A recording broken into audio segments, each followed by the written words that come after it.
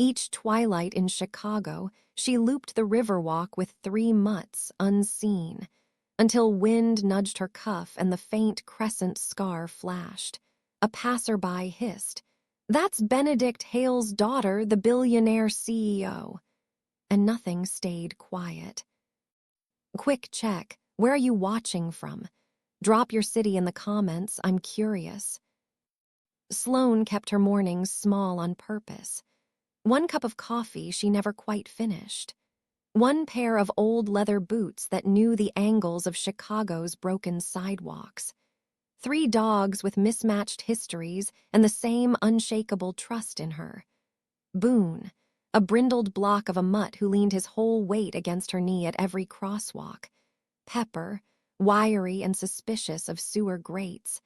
And Cricket, a teacup tyrant with a squeaky bark that made passers-by smile despite themselves. She preferred side streets to avenues, murals to billboards. The L thundered overhead near 18th Street, shaking rust dust into the light, and Sloane counted 1, 2, 3 cars before she stepped off the curb. She wore her cuff buttoned low over her left wrist, habit more than thought.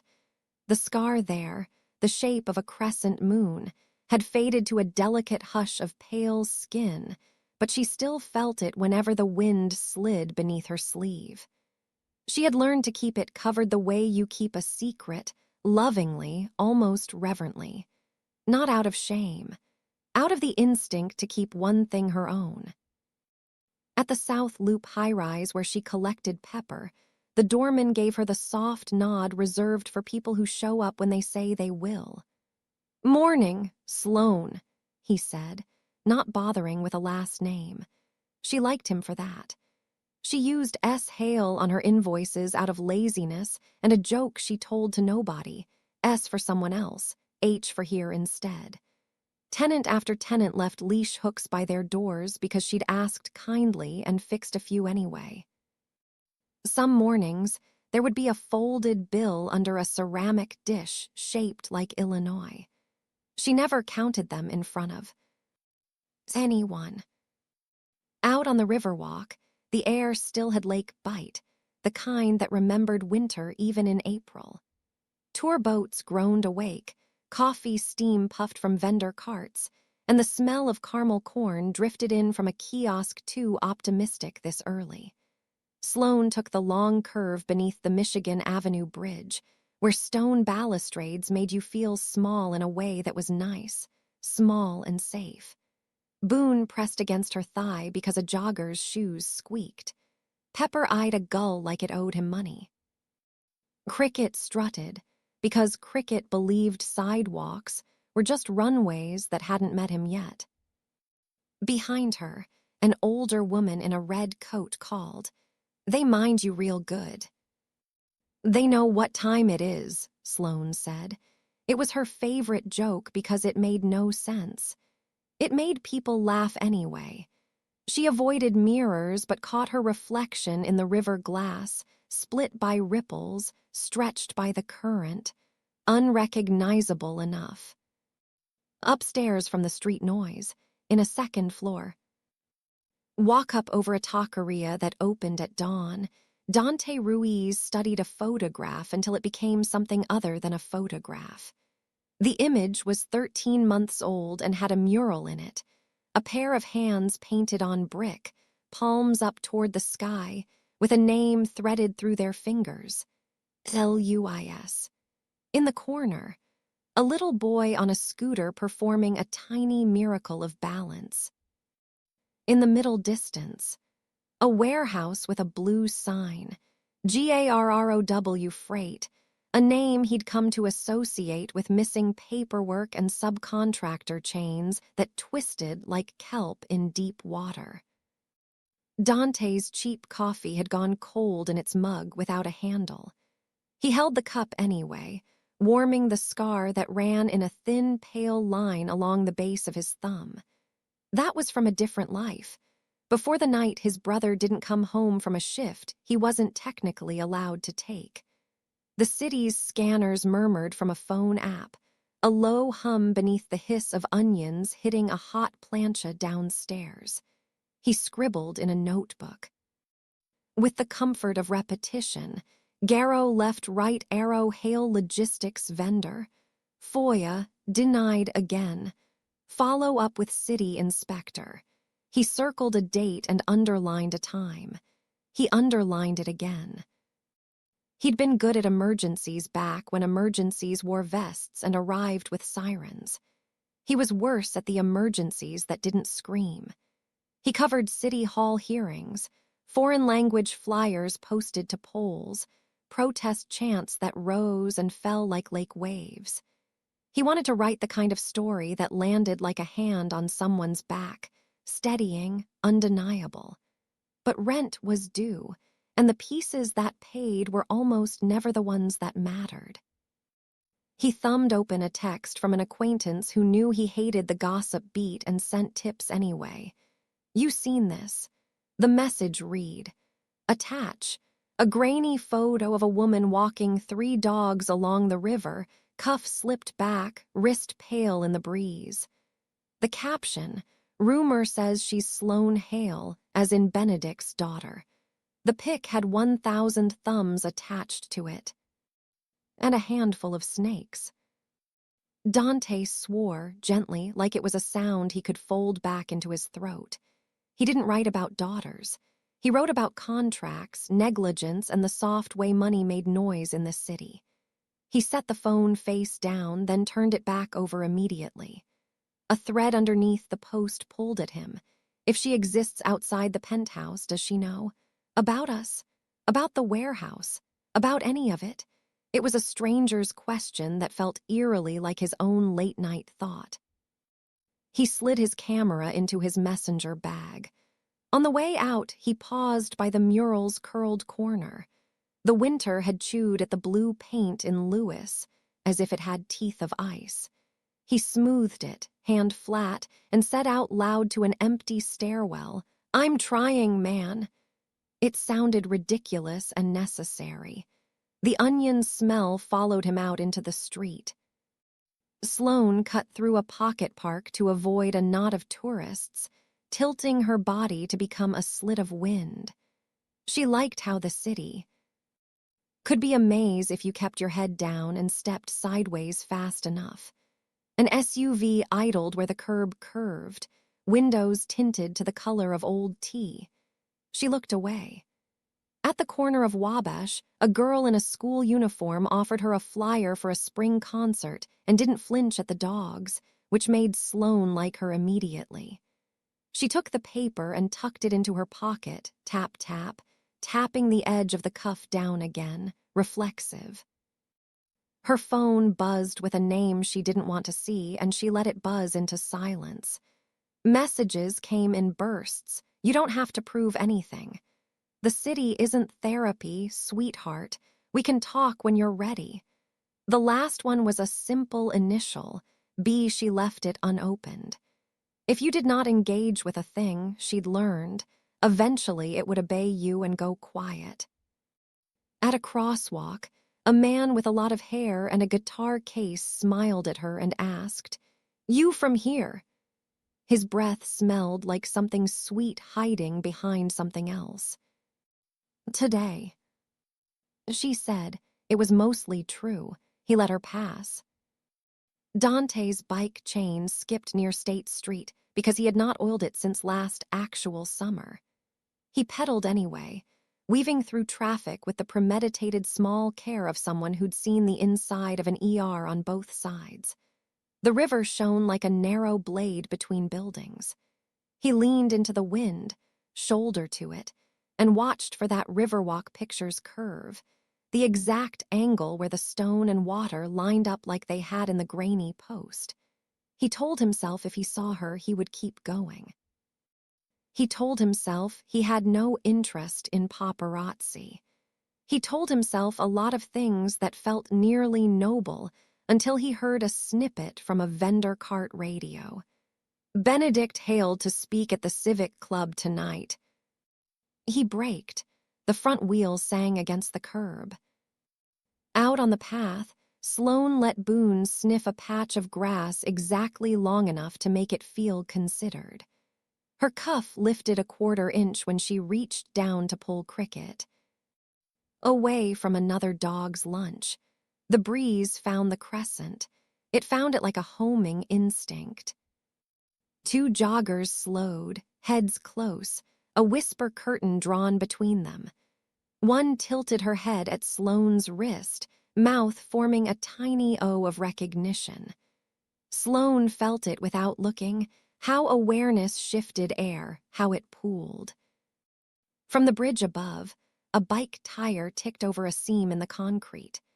Dante lifted his foot to the ground, one sneaker on stone, and looked down toward the woman with the dogs, who wasn't a rumor now. He didn't need the scar to know. He knew by the way she kept her eyes on the dogs instead of the people, by the way she folded herself into the architecture, the way he had seen men in suits fold themselves into press scrums to avoid a question. He knew the look of someone who didn't want to be seen. Sloane's phone buzzed again. She didn't look. Dante lifted his camera.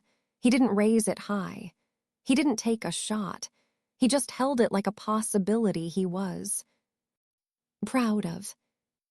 A gull wheeled and screamed like a kettle coming to boil.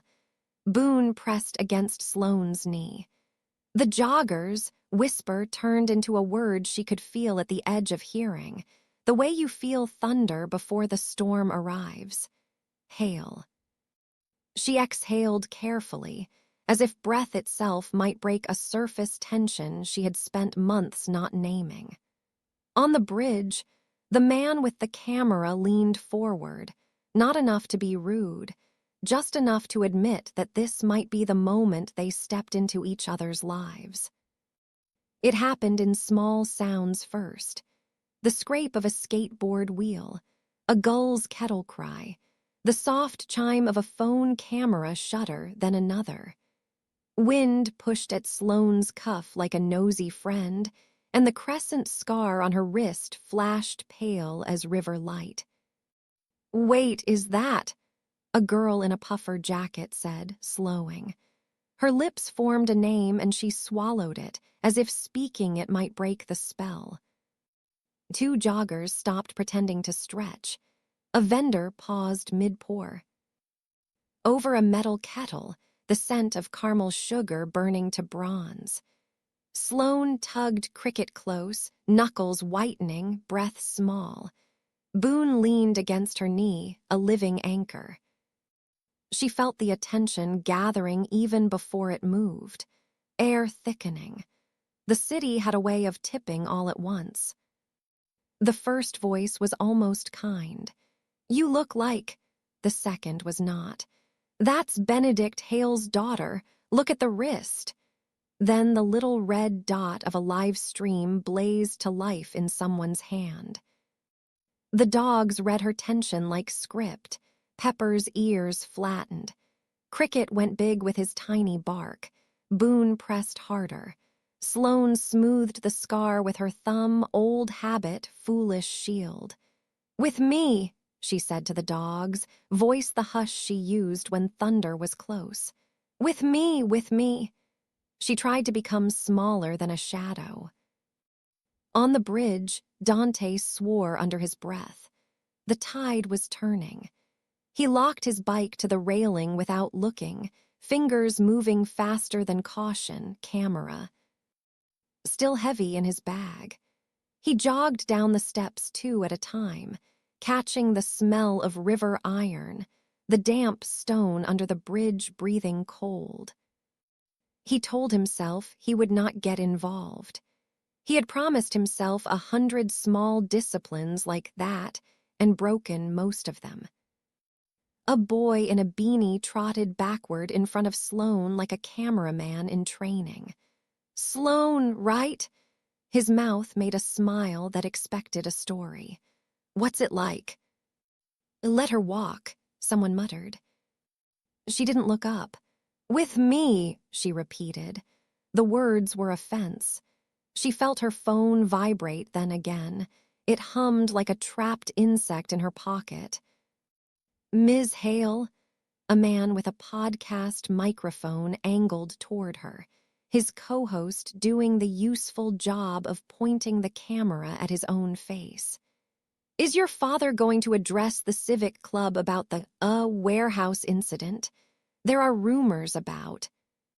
The word warehouse hit her in the ribs despite the distance it had traveled. She felt the old heat at her. Wrist, phantom and immediate. She looked up by mistake. That's when she saw him. He moved like someone who knew how to move in a crowd without making noise. Not big, not flashy. The jacket was scuffed leather, the bag canvas, the eyes steady. He used his hand instead of his voice. One palm out, not pushing anyone, just placing the idea of space where there wasn't any before. When a man stepped into the dog's path, Dante offered the smallest of shakes to his head, quick, an almost imperceptible no that felt like a kindness. The man stepped aside before he had a reason. "You're working," Dante said to Sloane. His voice was low, pitched for her and not the phone's. "Keep moving." "I am not a fire drill," she said, and hated the quaver in it. "Then aim for the shade," he said, almost smiling. "Cameras hate the shade." He angled his shoulder so she could step behind the rib of the bridge where the light died and faces went muddy on screens.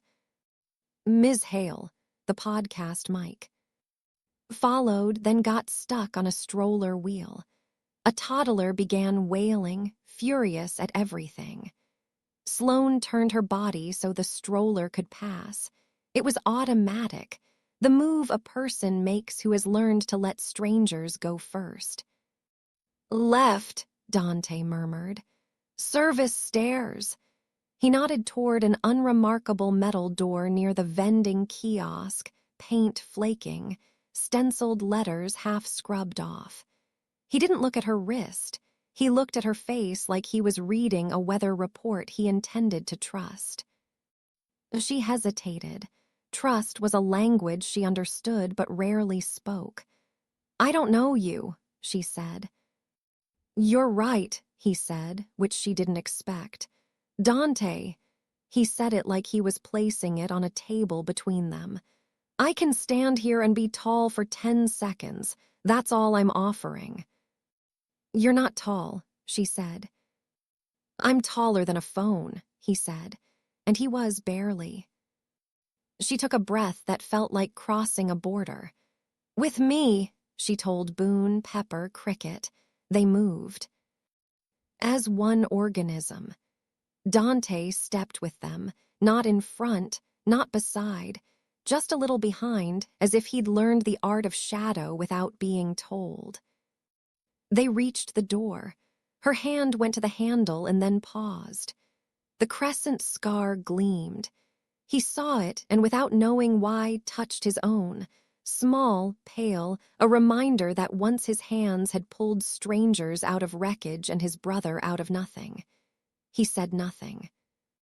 Behind them, a woman's voice called, "Sloane, can we talk for the Lakeshore piece? We're doing a profile on powerful daughters who..." Sloane flinched like a whip had cracked. She had heard all the versions. The ones that made her a saint for walking dogs. The ones that made her a thief of ordinary joys. The ones that made her an accessory to her father's sins, named or unnamed. She pushed the door. The air on the other side was colder. It smelled like damp concrete and bleach, the long, echoing respiration of hidden places. The sound of the riverboat engines. Softened. Steps went up to Wacker, down to the maintenance corridor that ran like a vein under the city. Dante let the door close behind them and leaned his weight against it for one breath. Someone banged on the other side, a half-hearted knock, but the crowd's attention was already a wild animal bounding toward a new noise. The door shivered, then it stilled. They stood in the dim. Sloane's chest rose, fell. The dogs looked up at her like she was weather. Pepper sneezed. Cricket, exhausted by indignation, sat. "Thank you," she said, which felt too large and too small at once. "Don't thank me yet," Dante said. It came out more honest than he meant. He slid his camera strap off his shoulder, not to lift the camera, just to put it somewhere that didn't feel like a weapon. She noticed and then noticed that she'd noticed. "Your press." "Sometimes," he said. It wasn't the whole truth and it wasn't a lie. "Today I'm—" He stopped before he said something sentimental like, "a person who saw a woman about to be eaten by a city and couldn't stand it. Today I'm decent." She huffed something that might have been a laugh. The dog's leashes trembled gently in her fingers. He saw how she held them, not tight, not controlling, guiding. Her phone vibrated again, the sound louder here. She pulled it out like it might sting. The screen bloomed with messages stacked on messages. Unread, the subject line's shouts. Benedict Hale in bold at the top, an initial like a spare coin. Be then unknown numbers. "Are you okay? We saw. Call me now. Immediately. Urgent." One new text crept through as she watched. "Tonight. Civic Club. We should make a show of family." The phrasing was muscle memory, corporate cloth. She stared at it until the words blurred. "You okay?" Dante asked softly, because it felt required by some old oath he'd never officially taken. "People say that when they want you to prove it," she said. It wasn't unkind. It just landed between them like a truth they'd both held for a long time in different rooms. He nodded. He understood cunningly phrased concern. He also understood that this was the sort of moment the city ate for breakfast. The video would already be spreading. Sloane Hale, Billionaire's daughter, walking mutts among the rest of us, hair in a plain braid, boots scuffed, scar visible like a note pinned to her coat. The takes would mushroom, so authentic, so performative, so brave, so hypocritical. The warehouse rumor would hitch a ride. Someone would write Hale daughter silent on tragedy. Someone would call her a hero for the leashes alone. Noise. "Exits this way," he said. He gestured to a stair that would deposit her far from the river, near a loading dock where no one filmed good angles. She didn't move. "Why do you help?" she asked. It wasn't suspicious, it was curious, which was worse. He could have said, "Because you looked like you didn't want to be a headline, and I have made too many headlines that." Hurt, he could have said, "Because my brother's name is painted on a wall and the people responsible talk about costs like you can bury a person in them." He said, "Because you said, 'with me,' to your dogs like you meant it." She looked at him like he'd answered something real by accident. "You're not the first decent person I've met," she said. "I keep thinking that will make it easier." "It never does," he said, surprising himself with the certainty in it. From outside, a fresh clang. The crew setting up a press riser somewhere, a speech to be given later under chandeliers. The city moved on its rails. Sloane glanced down at the scar. The crescent looked like a question mark puncturing silence.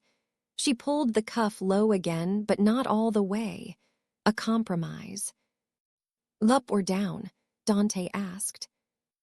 "Up," she said, with the raw bravery of someone who walks into weather because it is hers anyway. They climbed. The maintenance door opened onto a quieter slice of Wacker where taxis idled for people who didn't negotiate their own lives. She paused in the threshold. In the reflected green of a traffic light, they were 2 shadows and 3 dogs, and an ordinary day had cracked open. Her phone buzzed one more time. A new message rolled in from a number marked Hale. Comms. Draft statement attached. For your approval. Please respond ASAP. She almost laughed. Approval. As if that were something she owned. The words scraped her throat on the way up. Dante watched her and saw the exact second she decided to not answer. He recognized it, the little refusal that felt like a rebellion, that in some lives was a luxury. He lifted his hand to say something, offer a card, a contact, a corridor out of the noise, but she was already looking beyond him. "Thank you," she said again, softer. It sounded like she was thanking the shade, the stairwell, the dogs, the luck of the angle, for being taller than a phone. He nodded, and because simple sentences are sometimes the kindest, said, "You're welcome." She turned and went, folding into the city with her pack as if the river had pressed her back into its current. He watched her until she became an ordinary woman in a crowd, then until she became no one at all. On his phone, the live stream notification popped like a flare. He didn't click it. He put his hand in his pocket and felt the edge of his own scar. The old ache lit up. The name Garrow rose in his throat like a swallowed stone. He looked at the door where she had been. He told himself the truth. He was in it now. He had crossed whatever line there had been. By nightfall, the city would spell her name correctly. By nightfall, he would know if he had done something right or simply delayed the inevitable. Either way, silence had been broken. ACT-3, resistance. Sloane took the long way back, letting alleys fold around her like cloth. She returned Pepper to the South Loop high-rise through the service entrance and kept her head down so. The security camera captured only the crown of her braid. The doorman's eyes flicked to the street. "2 suits came by asking for you," he said as if discussing the weather. "Said they were friends of the family." "Which family?" Sloane asked, voice dry enough to crack. Pepper's owner texted a string of apologies and exclamation points. "Are you safe? We saw, we love you." The word love had a way of arriving where it didn't belong. Sloane used the freight elevator, the one that smelled like old lemons and wet cardboard. She kept touching the scar through her cuff without realizing, thumb grazing crescent, counting heartbeats like steps in a staircase she couldn't see. At her own building over the taqueria, she took the back stairs, the ones with handprints of grease where kids grabbed the rail. Inside, the apartment thudded closed around her. The dogs settled with the relief of fur against rug. She fed them in the order that made them believe in order. Boone, Pepper. Cricket last because he was loudest and thus least endangered. She wiped paws and lined leashes on their peg. The apartment was 1 room and a bathroom and a window that sulked, but it was hers. A flyer for a school concert poked from her pocket like a shy flag. She put it on the fridge with a magnet in the shape of a tiny bone. Her phone, finally, stopped vibrating. It felt like the city was holding its breath just to see what she would do next. What she did next was the small work. She texted clients, slight change of route tomorrow due to construction. She rolled her cuff up, then down, then up again. She drank a glass of water as if hydration were a plan. She turned the volume off on her phone and then felt foolish, because silence at least let you pretend control. A voicemail had slipped through the cracks while she was underground, her father. That voice that knew how to be warm through microphones, a baritone engineered to reassure. "Sweetheart," Benedict Hale said.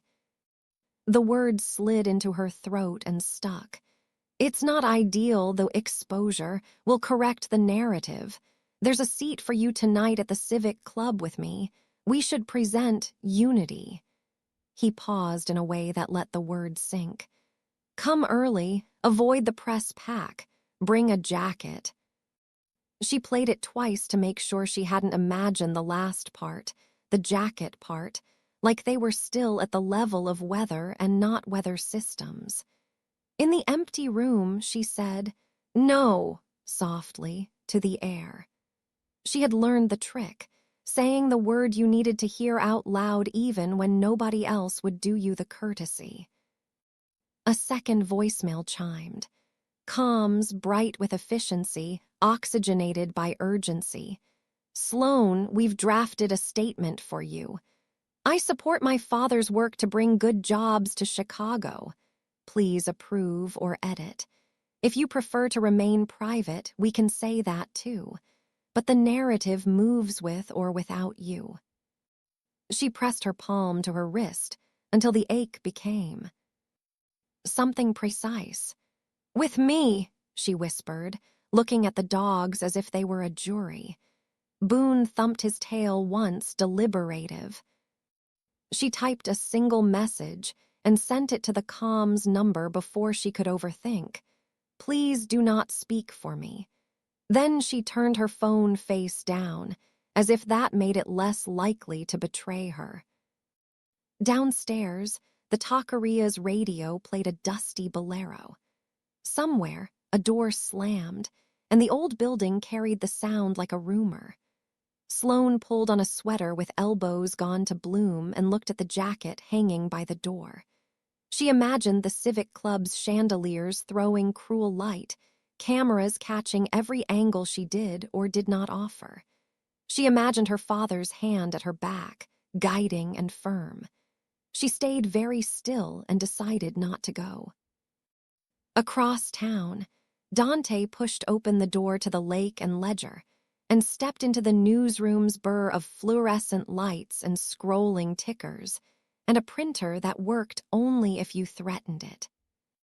Politely, the place smelled like burnt coffee and paper, the church of small deadlines. He nodded at a reporter arguing with a copy editor over whether the phrase "under siege" belonged to war or traffic. He kept his head down and hoped to slide to his desk unnoticed.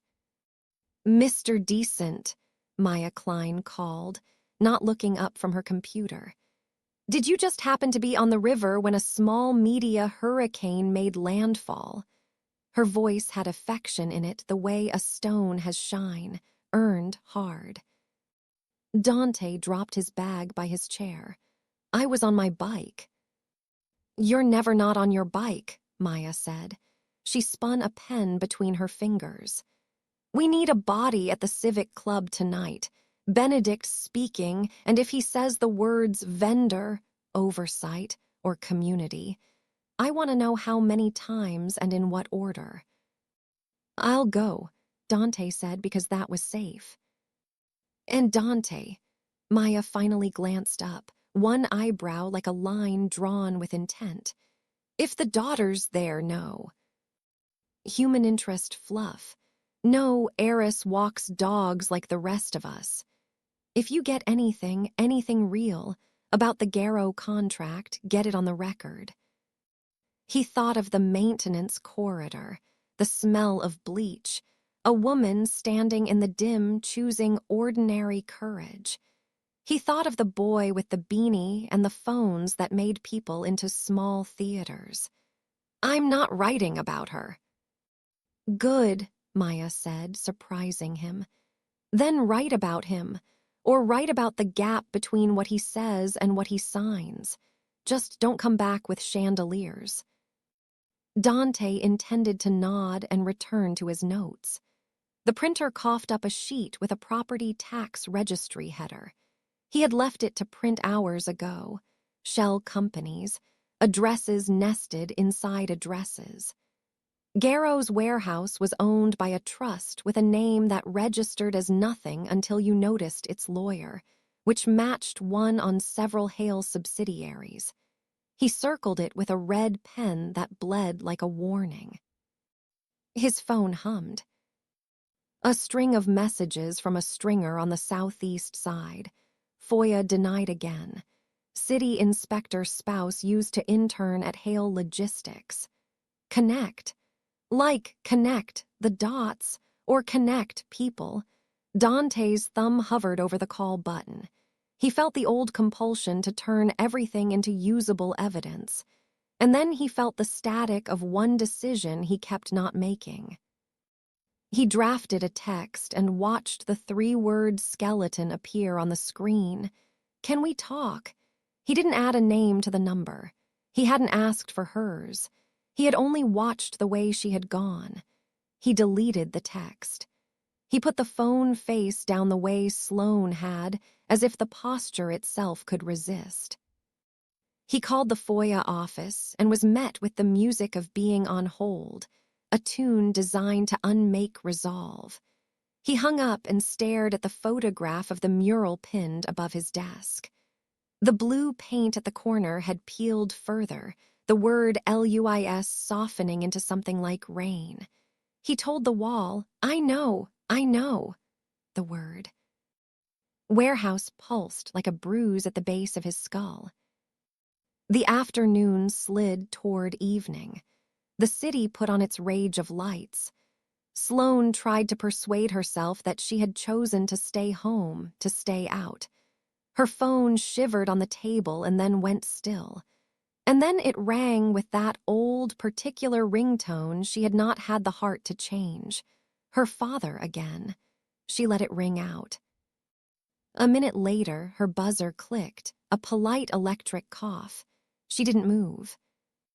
Sloane, a voice crackled through the intercom, Armin from downstairs. 2 gentlemen here for you. Black coats, expensive shoes, not cops. I'm not home, she said. He laughed gently. I adore you, but that sentence only works if we don't hear your radio on. She reached over and turned the volume down like that would erase the evidence. Armin went on lower. They said they'd wait. She looked at the jacket on the hook. She looked at the dogs, who had wandered to the spot by the door where they knew goodbye smelled strongest. She had made so many small decisions to be a person without an entourage that she sometimes forgot the cost of being born with one. She could out-stubborn 2 men downstairs. She could sit on her kitchen floor and wait them out. Or she could go to the civic club on her own terms. No escort, no spin, no seat she hadn't asked for. She found she was angrier than she was afraid. She picked up her leashes and hung them back on their peg. Guard the house, she told the dogs, because it made them feel important and that mattered. Boone huffed. Pepper inspected the security of a bath mat. Cricket stood on the windowsill, a tiny sentinel watching pigeons with ferocious interest. Sloane slipped the jacket on, the one that knew where her shoulders sagged when she was tired. She told Armin, I'll be out the back, and he murmured, like a ghost. In a mirror she never allowed to be anything but dusty, she caught a smear of herself. Braid, sweater. Jacket, the cuff pulled down over the crescent, the faintest pale question mark telegraphing from under cloth. With me, she whispered to her own reflection. It was absurd and worked anyway. Dante left the newsroom with his camera and a notebook and a promise to Maya he'd text from the floor. Outside, the sun eked itself thin between buildings, an exhausted coin. He biked past the river and saw the ice-gnawed edges of the season in the way couples huddled and lone men paced with cups of coffee they never drank. He thought he would not see her again, and then thought that in a city built on grids, intersections were not accidents so much as inevitabilities. He slowed near the Civic Club. Protesters corralled at the far end of the block held signs that read JOBS, a body count, and who pays, who dies. Security wanded people who looked like they were born to be wanded. Cameras nested like birds above the entrance, lens lids blinking.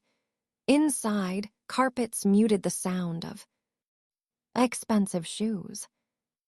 A woman in a black dress at the press table handed Dante a lanyard. "Local?" she asked, like it mattered. "Too local," he said, and she smiled the way people do when they think they've recognized a kind of pain. He stepped into the lobby's soft gold and the smell of lemon oil and capital. From a balcony, iron scrollwork heavy, old money curling, he watched a line of black SUVs deposit men whose hair had made decisions before they did.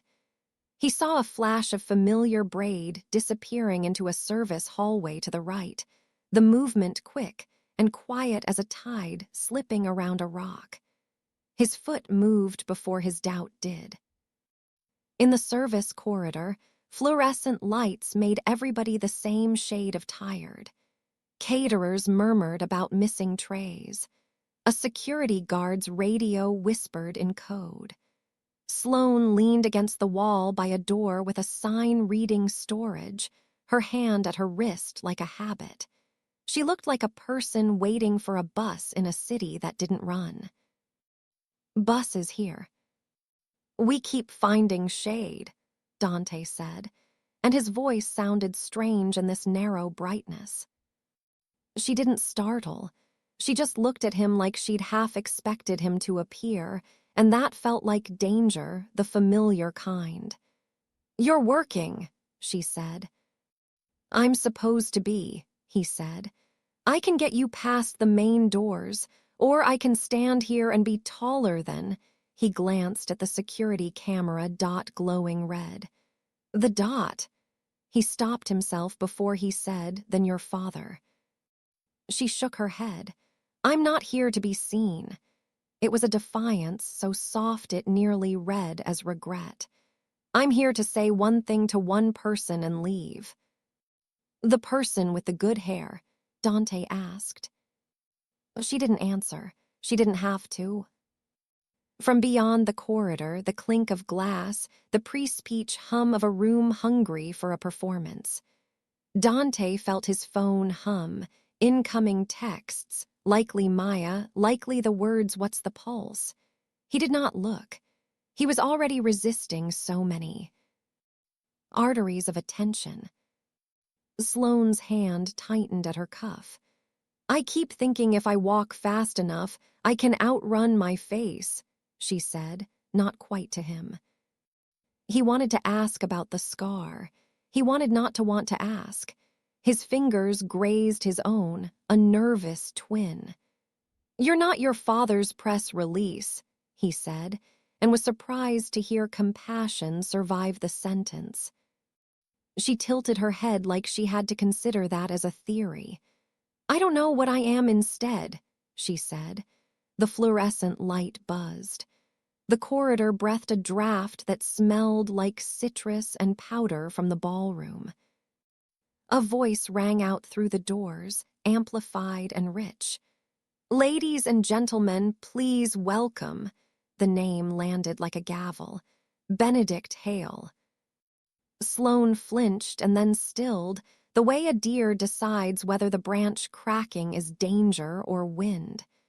She looked at the door. She looked at Dante. She looked at her own hands. "Up or down?" Dante asked again, trying for humor and landing somewhere closer to plea. "Through," she said, and took a breath like you take at the edge of a lake in April. "But not his way." Dante nodded, the kind of nod a person gives when they agree to a plan they can't see yet. He stepped closer, not enough to crowd.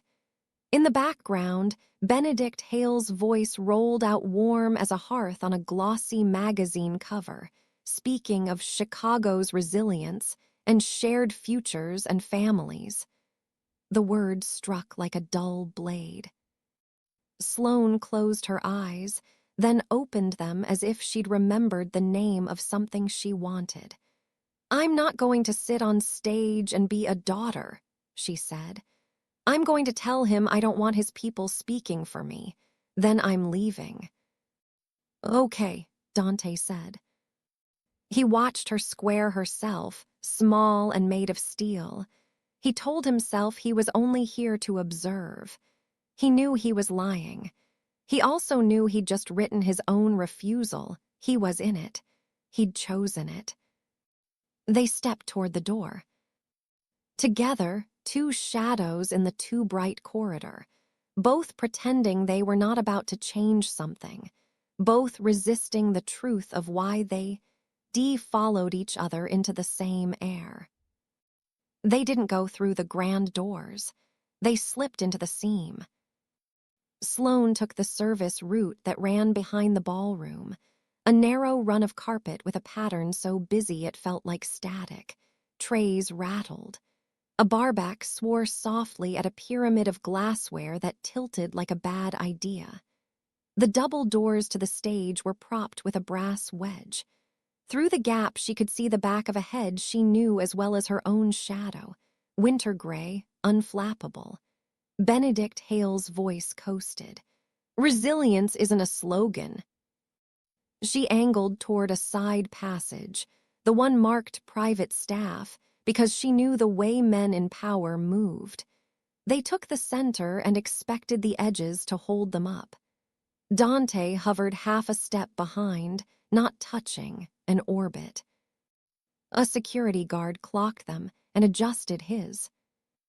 "Lapel mic. Ma'am, sir, this area's for..."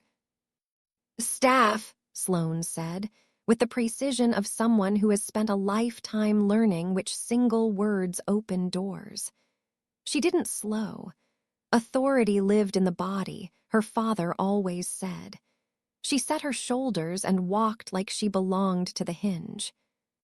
The guard hesitated. She had the face that stopped trains and started committees. He reached for his radio, then for them.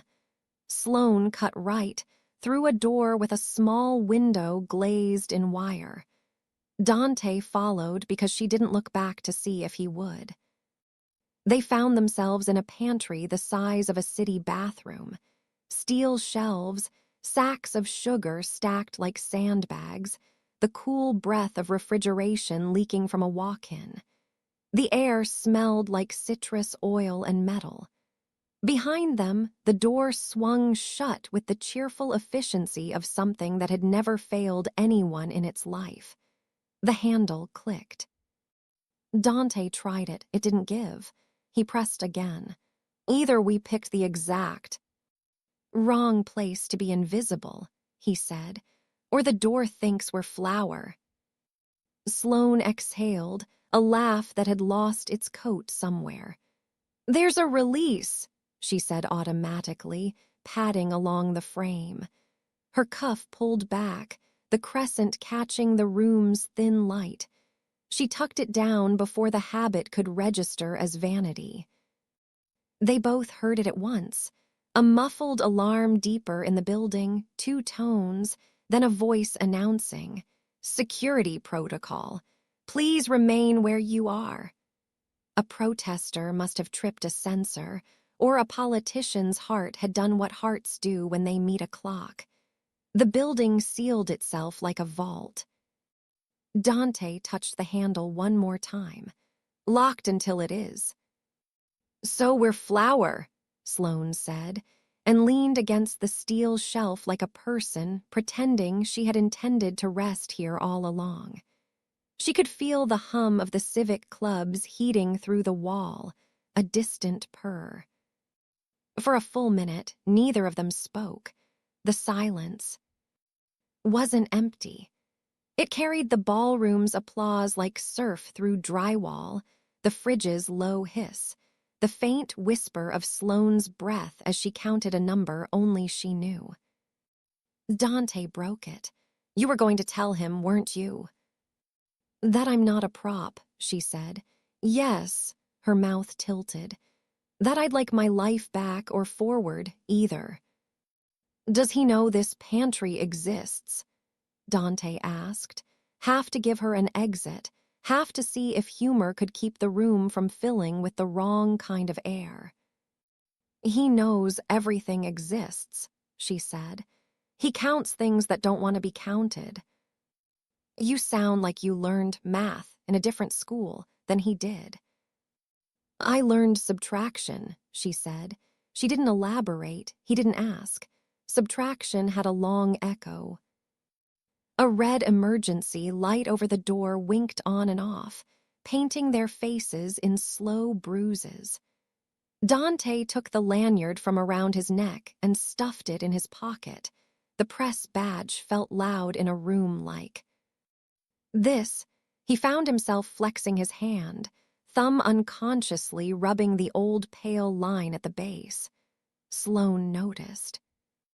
You too, she said, not looking directly. Different decade, he said. Same city. She nodded as if that answered more than it did. She rolled her cuff back down over the crescent, then up again, the motion restless. When I was a kid, he used to say I was made of glass, that I needed protecting. Her mouth closed around the last word like it had sharp edges. He didn't consider that people standing near glass think they're allowed to throw stones. Dante let the admission hang. A door somewhere thudded. Feet ran. The building breathed, hold, hold, hold. If I were doing my job wrong, he said carefully, I'd ask you on the record about Garrow, if you knew, if I knew, she laughed once small. If I approved, signed, no. The no came out clean. I knew my father taught the city to speak in efficiencies. I knew jobs got built like scaffolds made of rain. I knew men's names were not counted on certain lists. She looked at him head-on then, eyes dark as the underside of the river. Do you think that makes me innocent? The light clicked. His throat worked. I think asking that question out loud makes you something most people in this building have no language for. She breathed through her nose the way a runner does at mile 4. You're good at this, she said. It didn't sound like a compliment. It sounded like a warning. I'm trying to be decent, he said. It sits wrong on me sometimes. Outside, Benedict's baritone rolled through the wall again. Our responsibility to the neighborhoods that trust us. The applause climbed, obedient. Sloane's hand made a fist and then slowly opened, as if gripping her own name. Do you ever get tired of being answered before you ask? She said. All the time, he said. It's why I had to quit a job with sirens and learn one with spreadsheets. You weren't a reporter first, she said, reading the scar like text other people missed. No, he said, but I am now. Something in her face softened without breaking. She looked at the emergency toggle by the door and didn't touch it. I didn't bring the dogs, she said, out of nowhere, voice thin with an absence only she noticed. Thank God. Cricket would be live streaming from my pocket.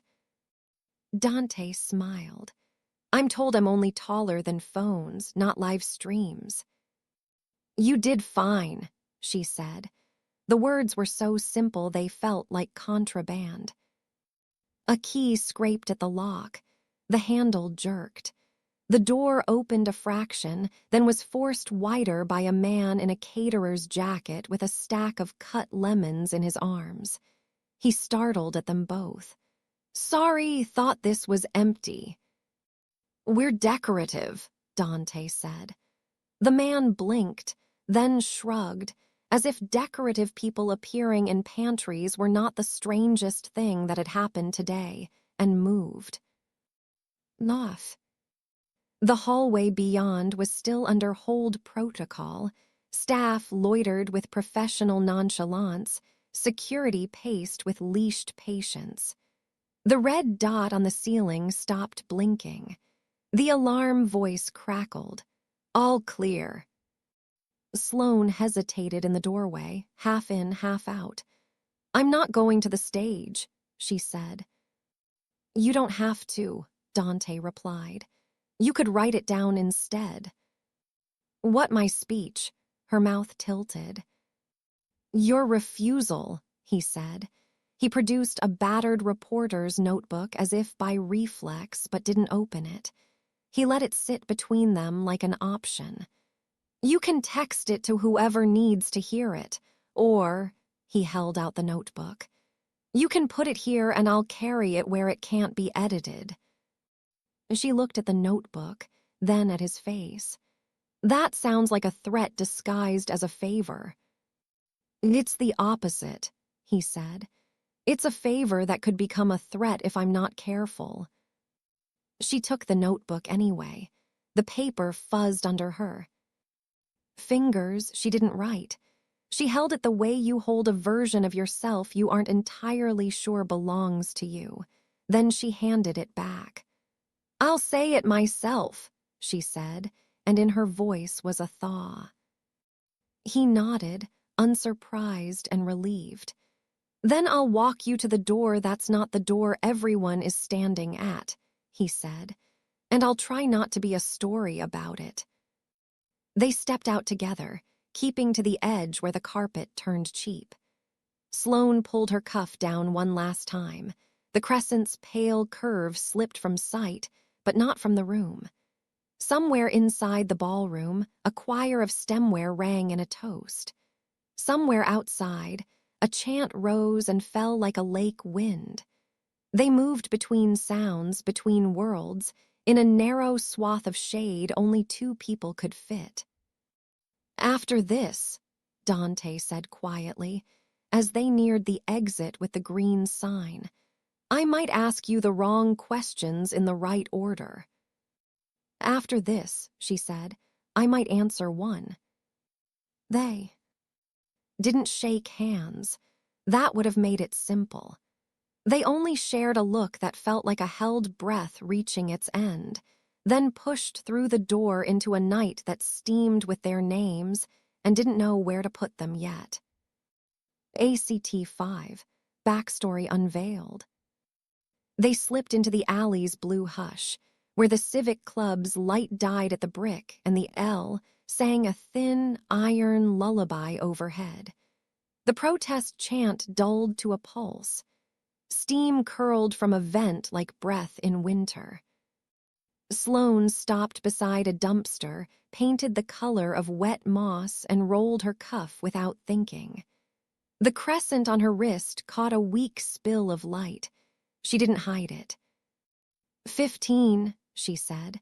A gala on the 33rd floor. I snuck off to the service corridor because there was too much glass and no air. A busboy had his little sister there.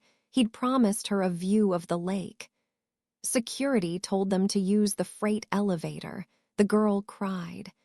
I wedged my hand in the closing door to keep it. Open, the glass in the door didn't care. It took a moon out of me. She flexed her fingers once. He called me glass after that, my father, as if I needed cushioning, not a door that didn't cut people. Dante stood with his shoulder to the brick, letting the words find their own gravity. Streetlight licked the edge of his jaw. On his hand, the pale line at the base of his thumb seemed to glow. I got this pulling a kid from an SUV upside down on Calumet, he said. Different life. You learn how decisions echo. My brother, Louis, took a night shift he shouldn't have. Garrow warehouse roof gave, and nobody in the line of people with pens took responsibility for the weight. He swallowed. I keep finding the same lawyer on the paperwork, the one who signs for Hale's subsidiaries. Her eyes lifted, steady and unblinking, like she had expected the name to arrive and is still surprised it did. So you came to the club too. To hear him say families, Dante said, a flake of bitterness gone soft from handling. From his bag, he drew a folded printout, the ink ghosting through like something burnt. He didn't hand it to her, he held it between them. Trust shells, same counsel. It's not proof, it's direction. Sloane looked at the page, then at the windowless club wall like she could see the chandeliers bleeding light through it. I didn't know, she said, voice honed to a clean edge. Which is its own indictment. He shook his head once. It's an indictment of the men who count things and forget faces. She breathed a small, deliberate act. I've been leaving cash at the mural on 18th, she said, as if confessing to theft. In envelopes, S. Hale, no card. I didn't know if that made anything better or only quieter. The air between them shifted. Dante's mouth opened, closed. I have a photograph, he said, almost disbelieving. Of those envelopes, I always wondered who. He didn't finish. He didn't say, you could have signed your full name. He didn't say, this complicates my story. The unsaid sat heavily and didn't move. A door banged open behind them. A man in an immaculate coat glanced out, scanning, then ducked back inside. Benedict's voice rolled from the crack like weather. My daughter! The word struck the brick and flattened. Sloane turned slightly, enough to not give the door her profile. He wants me at his left, she said. He wants me silent at his left. What do you want? Dante asked. Not to be a sentence he uses, she said. They stood a moment with the question rising like steam around them. A siren far off began and receded. The L rattled overhead, a metal heartbeat. Dante tucked the printout away. If I write about Garrow, he said carefully, I'll write with names that deserve the weight, not yours, not unless you want. I don't know what I want yet, Sloane said. She tugged her cuff down, not all the way. I only know I'm done letting other people answer. The question for me. They moved toward the street, their footsteps swallowed by the city's deeper sound. He matched his pace to hers without comment. She didn't ask him to. Quick pause. Where are you watching from? And what time is it on your screen right now? I'd love to see the places and hours this story finds you in the comments. ACT 6, emotional bonding. They cut away from the Civic Club's spill of light and found a block where the city's voice lowered. Rain started without deciding to be rain, more a breath on the skin than a choice. The L shivered past on its trestle and painted their faces in quicksilver. Tea, Dante asked, or something that thinks it's tea. Or chata, she said like a memory, if we can find it. They found it 2 doors down from her building, paper cups warm in their hands, cinnamon dust a fragile sky on milk. The taqueria's TV murmured old ballads. Armin looked up from the register and narrowed his eyes in fond. A suspicion. You're late for the decency parade, he told Sloane. Then to Dante, we don't know you. He was taller than a phone, Sloane said. Armin considered. Then he can sit. They took the corner table where the plaster had cracked into a tiny map of somewhere warmer. Sloane cradled her cup with both hands, the way you hold a small animal you intend to return to the world. The cuff had slipped. The crescent on her wrist caught the fluorescent light and made its own moon. What happens if you don't go back in there? Dante asked, tipping his head toward the Civic Club as if it were just another weather system. His people will say I had a migraine, she said, or a scheduling conflict. They'll invent a softer room for me to be safe inside. Is there a softer room? He asked. She smiled without the usual armor. There's a louder dog. As if on cue, upstairs, Cricket yapped, tiny and furious at a pigeon. She flinched, then laughed the sound. Like a vase not breaking. He thinks he's a siren. I used to be one, Dante said, surprising himself. I wore a turnout coat and everything. I thought if I ran fast enough toward heat, I could keep it from touching people. He glanced down at his hand. The pale line at the base of his thumb looked warmer under the taqueria lights. Turns out heat is a committee and it votes. She watched him the way people watch the lake for what it will do next. And now you chase signatures. Now I chase the vote, he said. He blew on his horchata. Cinnamon skated. Some nights I missed the part where I knew who to carry. Sloane rested her forearms on the table. Some days I miss no one knowing my last name, she said. It lasted exactly, she paused, counting. 6 months. What did you do with them? He asked. She thought, walked dogs, learned the city by knees instead of skyline. She looked up, became friends with a doorman and a girl who hates sewer. Great. He smiled. The sound of rain deepened, if only in imagination. You told me, with me, he said. You said it like a promise. It's the only thing that works, she said. When thunder hits and they want to explode in every direction, you make yourself the road. They sat with that, 2 people admitting how they had learned to be roads. The TV soap characters argued quietly about a bouquet. Boots thumped on the stairs. A neighbor laughed in Spanish. The world kept going without asking their permission. Come meet them, she said, a decision landing. If you want. He wanted, for reasons he would try to name later. I will not pretend to be taller than Cricket. No one is, she said. Upstairs, the apartment smelled like clean fur and cumin from the downstairs griddle.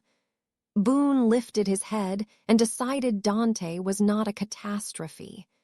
Pepper measured him, then turned sideways, an invitation disguised as suspicion. Cricket already at the door. Emitted a squeak of warning and then, indignant, clambered onto Dante's shoe like a king taking a throne. Hi, Dante said to the dog, which made Sloane laugh again, freer. He crouched careful, slow, and let Cricket's paws step from leather to denim. Boone pressed his head against Sloane's hip, calibrating the new reality by touch. Pepper leaned in 2 millimeters, as if this were a test you pass by not failing. He's interviewing you, Sloane said, nodding at Pepper. I've failed worse, Dante said. He looked around at the room that was mostly windows and a plant that had decided to want to live. On the fridge, a school concert flyer held with a bone magnet. You like concerts. I like other people's joy, she said. It reminds me it's allowed. She hesitated, then added, I thought of going, sitting in the back, clapping for kids whose names I don't know. I could save you a seat by the aisle, he said, before he could stop the tenderness in it. She tipped her head. You sound like you understand exits. I do, he said, and how it helps to see them. She nodded, and something in her shoulders unclenched. The rain finally made up its mind and struck the sill in a soft staccato. Dante took out his notebook, then put it away again.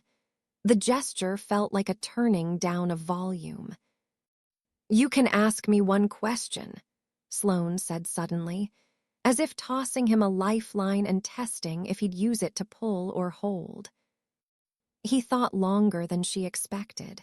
Then, who told you the scar had to be hidden? She blinked slow. No one, she said. That's the worst part. She lifted the cuff and let the crescent show, honest in the kitchen light. Sometimes I think if people see it, they'll invent the rest of the story and I won't get to tell any of it. Sometimes I think if I hide it, I'm agreeing with people who cut doors out of girls. He let the silence do what it's good at, carry the weight without complaint. You do. Owe the room your wrist, he said, but you don't owe it your sleeve either. A thrill of gratitude moved across her face like weather clearing a minute. Your turn, she said. One question. Would you want me to write about you? He asked, choosing the path with the most thorns. No, she said, immediate. Then softer, not an apology. Not yet. He nodded, the relief and the ache arriving together. Okay. The rain eased. The L whispered by, steel and night. Sloane wrote her number on a torn corner of a dog-walking invoice and slid it across the table like a secret. He didn't pocket it right away. He looked at it as if it might fade. My father will call you, she said, half a joke, half a meteorological forecast. He can leave a voicemail, Dante said. They stood without making the moment bigger than it needed to be. At the door, he hesitated. About Lewis, he said, if when I publish. Write his name so it doesn't peel, she said. The way paint does. He swallowed. I will. At the top of the stairs, they paused as if both had heard the same music somewhere in the building. It was only the radio, faintly, and the dog's steady breathing. He stepped back. She closed the door, soft, the way you close a book you want to open again. ACT 7, the shatter point. By morning, the city had chosen a story. Dante's piece went live at 8:02 a.m. Clean, spare, all contracts and counsel, Garrow's shelled trail mapped like an artery. He hadn't named her. He fought to keep it that way. At 8:07, the Ledger's social team posted the link with a thumbnail they didn't ask him about. A crop of the riverwalk photo, Sloane's face, the faint crescent at her wrist, captioned Hale daughter silent as questions mount. His stomach hollowed. He sprinted to Maya's desk. Take that down, it's not the story. Maya's mouth thinned. I didn't pick the art, I'm already on them. She typed fast. It has 2,000 shares. His phone buzzed. A text from Sloane. You said you wouldn't make me the headline. He typed, no, this isn't me. The image was not mine, I didn't name you. Can we talk? 3 dots flickered, went still. Another text arrived instead. A CCTV still from the Civic Club corridor, grainy but undeniable. Dante and Sloane in the pantry doorway, her cuff pulled back, his head turned toward her. The caption from an anonymous account, deal cut in the dark. He felt heat rise at his collar. Someone had fed this to the churn. Sloane, out with the dogs, saw the headline on a client's phone as they passed, his thumb stopping on her face like he was pressing a bruise. Pepper went rigid. Boone leaned into her knee. She tugged her sleeve down over the crescent until it bit. Her phone buzzed. Benedict will manage this. Come in now. Then comms, please issue joint statement. No comment on ongoing inquiry. Then Dante, can we talk? She stopped at the edge of the river. The water running hard. With me, she whispered to the dogs, but it didn't build a road this time, only a small raft that listed. She typed, you chose the story without me. Then she blocked his number and immediately hated the finality of the icon. At the ledger, Dante watched the social team swap the thumbnail for a spreadsheet image. Too late. The screenshot had escaped. He grabbed his bag and rode to 18th Street like the pedals were an argument he could win. At the mural, someone had spray-painted Glass Girl in black beside LUIS. The envelopes that had appeared there, quiet and anonymous, were torn and scattered, a private kindness made spectacle. Dante swore softly and scrubbed at the paint with his sleeve until his palm's old scar burned and brightened. The wall only smeared, letters bleeding like they were made of something living. He sank to the curb, dizzy with the taste of metal in his mouth, and realized he didn't know how to be both a reporter and a person who wanted a woman to not be hurt by a story that mattered. He texted Maya, "They're going to come for her." Maya replied, "Hold the line. Names that deserve weight, not hers." He closed his eyes against the light. Sloane returned to the apartment like a ghost that had to ask permission to enter. Cricket yapped at pigeons as if he could claw the city back into fairness. She sat on the kitchen floor and pressed her thumb into the crescent until the ache steadied, then let go. Her father called again. She let it ring out, then listened to the voicemail anyway. "Sweetheart, narratives harden. Come home." She stood. She took her jacket down. For the first time since the riverwalk, she rolled her cuff up instead of down. The scar gleamed like a small, stubborn moon. "I don't know where home is," she said aloud to no one. Down on the street, the L rattled by and didn't answer. ACT8, the choice. Dante stared at the newsroom's glow until it felt like weather. Then he chose. He posted a thread under his byline. "I did not choose the thumbnail. I will not center a woman who did not sign a contract that killed men. Our next piece names counsel, contracts, and dates. Hold me to it." Maya pinged, brave or stupid, maybe both. Finish the follow-up, no daughter art. He closed his eyes, then grabbed a gallon of cheap white paint from a hardware store and biked to 18th. In the wind's knife edge, he rolled primer over Glass Girl until the letters disappeared like a bad claim. He went slow around LUIS, making the blue brighter with the back of his sleeve. A passing neighbor in a Bears hoodie handed him a rag and a nod. Dante left no note, only a promise in his hands. "I will write your name so it doesn't peel." He rang Sloane's buzzer once. Didn't press again. Slipped a paper under her door, a torn notebook page, "I'm sorry. Row G, aisle seat, Benito Juarez Middle School, 6:30. No cameras, no questions. If you don't come, I'll understand." Inside, Sloane sat on the floor, back against the oven, dogs sprawled like sandbags. She had unblocked his number and seen the thread. Courage awkward, unpolished, tripped across the screen. Her father's calls stacked above it like a staircase she didn't want to climb. She picked up the paper. Benito Juarez. She pictured a gym's varnish smell and tinny microphones, a stage draped with paper stars cut by careful hands.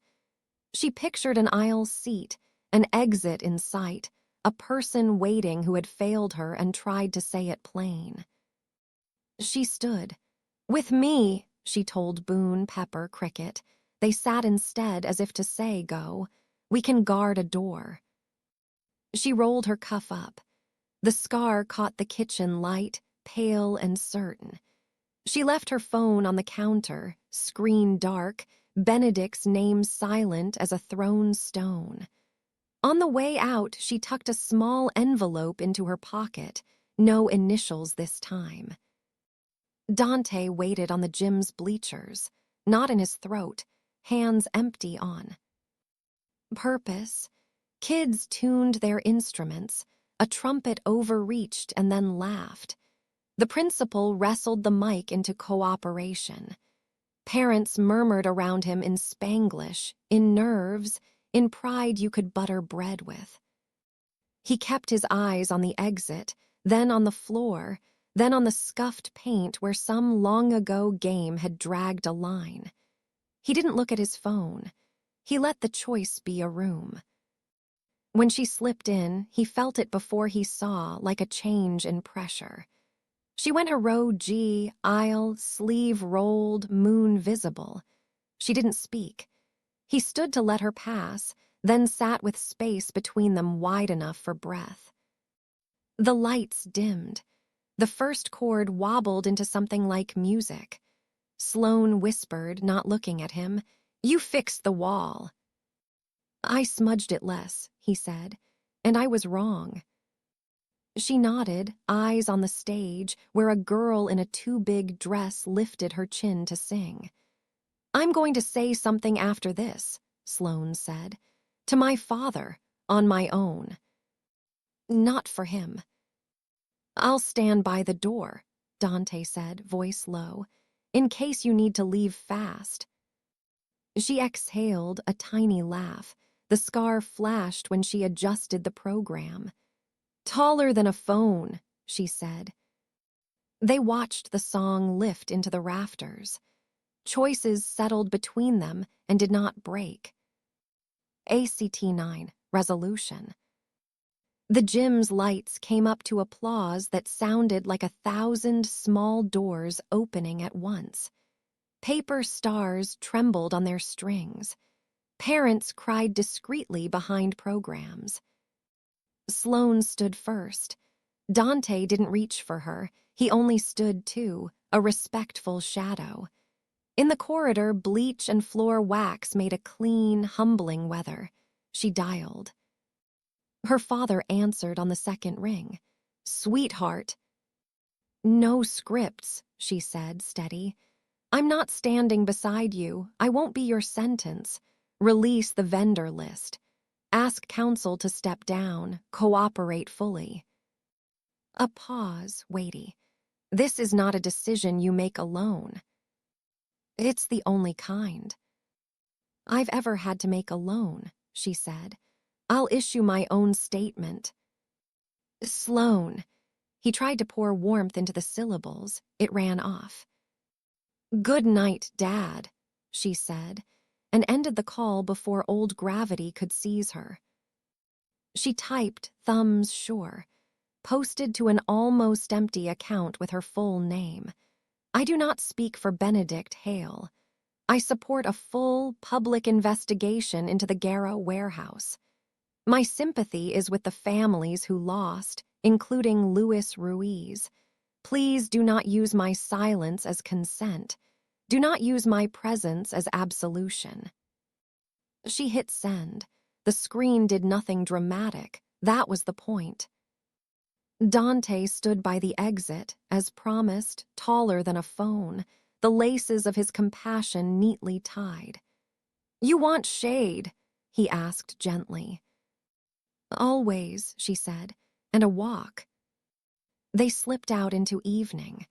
The city's April had warmed by a degree. The river wore a skin of light. The L whispered overhead like a blessing that refused to be sentimental. At the apartment, Boone, Pepper, and Cricket performed their rituals, leaning, measuring, announcing. She clipped leashes with the small ceremony of a person restoring a chapel. On the riverwalk, the wind nudged her cuff. She didn't pull it down. The crescent shone pale, a quiet moon you had to be close to notice. People glanced and then did the decent thing. They let the moment pass them by without turning it into a souvenir. "Cameras hate the shade," he said, echoing their first collision. "And I like it," she said. She reached for his hand. He offered it, scar to scar, and neither of them pretended the symmetry didn't matter. They walked, Boone insisting on leaning, Pepper negotiating sewer grates, cricket conquering every seam in the concrete. The city kept its roar, but it felt farther away, like weather over a different lake. He told her about a line of copy he'd written that made Maya swear because it was honest. She told him about a dog named Lolly who refused to turn left unless you sang. Days later, because the world refuses tidy endings and yet sometimes offers clean turns, Dante's follow-up ran above the fold. Council named, contracts dated, oversight failures mapped with names that deserved the weight. The thumbnail was a spreadsheet. Maya made sure. The city inspector recused. A committee convened because committees are how cities promise themselves a better version. At 18th Street, the mural's blue edge was freshly touched, the word LUIS bright again. An envelope lay beneath it with a note in a careful hand, for the safety fund. Sloan Hale. Armin at the taqueria shook his head at them with mock severity when they sat after another loop along the river. "You too," he said, and poured horchata like he was baptizing a piece. Sloan lifted her cup. "To subtraction," she said. "To names that don't peel," Dante said. They didn't kiss yet. Some stories grow their own patience. But their hands, clasped on the table, looked like two answers that had finally found their questions. Outside, the river took the city's lights and made them gentler. The scar on her wrist softened in its reflection, not erased, just undeniably hers. "Walk with me tomorrow," he asked. "With you," she said, and smiled into a future she hadn't been brave enough to picture until now. "Before you go, I'd love to know, where are you watching from and what time is it there right now? Drop your city and hour in the comments."